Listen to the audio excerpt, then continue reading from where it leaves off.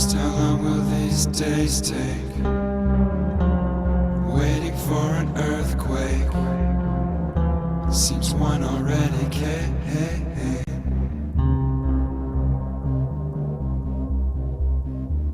When the buses are electric, you don't gotta be so quick.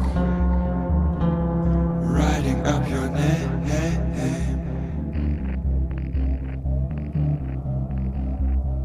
Cause in the plate glass city here, we build things pretty dear. The old go down in flames, and all your bleeping and glitching won't sound so bitchin' if time keeps on the same.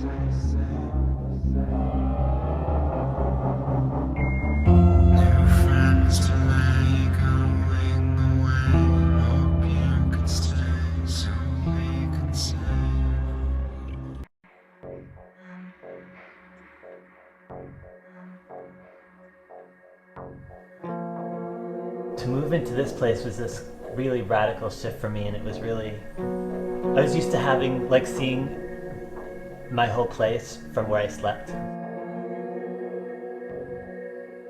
But I like living and working in the same place. Like, I don't have much, I don't have any division really between my life and my work. It's all like connected. I was just thinking the other day, if I hadn't moved into this house, I don't know really where I'd be or what I would be doing. I think my work would be really different, maybe.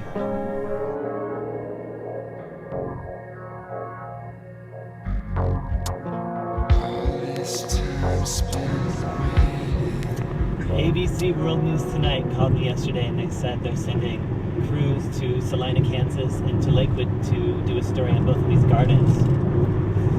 Because apparently when you pull out your front lawn and plant vegetables, it's national news.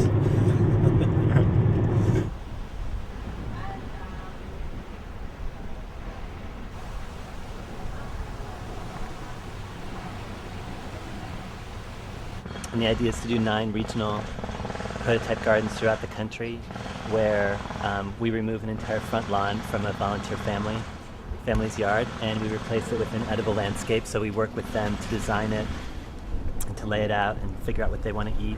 There's no way you can defend the existence of the front lawn.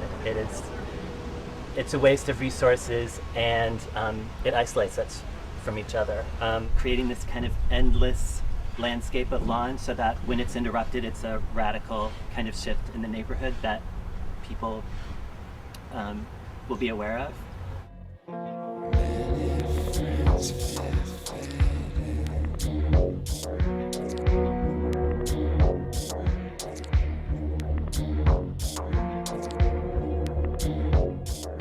And what I'm realizing more and more too is, like, these other things that I do, like the Sundown Salon project and the Garden Lab project, they're really vital to my work as an architect, because if architecture is really about providing spaces for life, to accommodate life, like people and plants and animals, and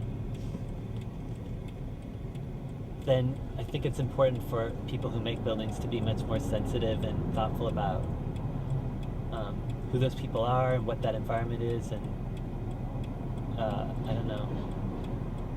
I think it's important to have part of a practice of, for me, like, not just focus on making buildings, which actually I've become more and more ambivalent about making buildings, actually. I just think, like, you gotta think real hard before you make a building. It's such a violent act, and it's such a, I don't know. Like, I never have a second thought about planting a garden. Like, a garden is such a benevolent thing, like, there's nothing ever wrong with a garden. Whereas with a building,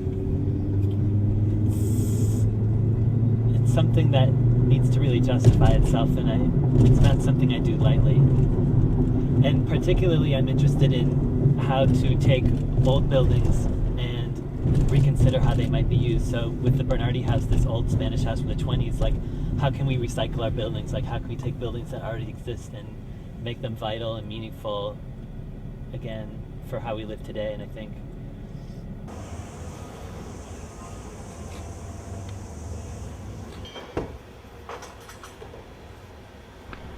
And the first thing Fritz had me do was, and my boyfriend, was literally write out like an essay of how we live our lives, and as opposed to what we want everything to look like, so that he could get a sense of the way we really live our lives as opposed to the way we think we should live our lives. Like, this is the fantasy version of my life versus the way I really live. And from that document, we started this process, and we met every Sunday night for, it's like a year and a half, for a couple hours. I wanted the house to feel like it was evolving as opposed to getting rid of the old Spanish style house. Because the house has been here since 1917, and I felt I don't want to just come in and like run roughshod over it. And Fritz came in and said it should evolve from the center out in all directions. And that's where the sort of wrapping idea came up, with the wing wall sort of enclosing this older house, not obliterating it. And I think when that sort of happened to me, that was like, oh, that's the version of the house. It's like a concentric circles of evolution, kind of. The built-ins are an idea that even if it doesn't become cool anymore, it is there. That's it. It's like a monument or sculpture in my house. So even if the Schindler built-ins don't work anymore, they're organic to the house, and it's not about, you don't have the choice to change it, you know? It's all part of that. It's kind of like a traditional view of marriage, like.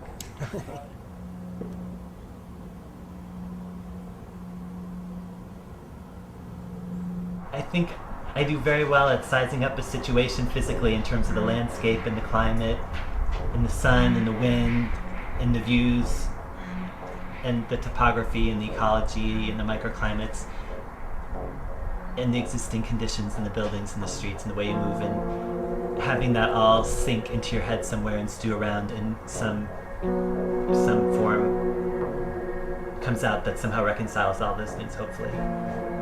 So external forces and interior forces are kind of acting on it to create something. And in some ways, in the best projects, you just get out of the way and those forces start to play themselves out, and you see the design happen before you without having to really do that much. And that's when the design really happens, I think, is when you can stand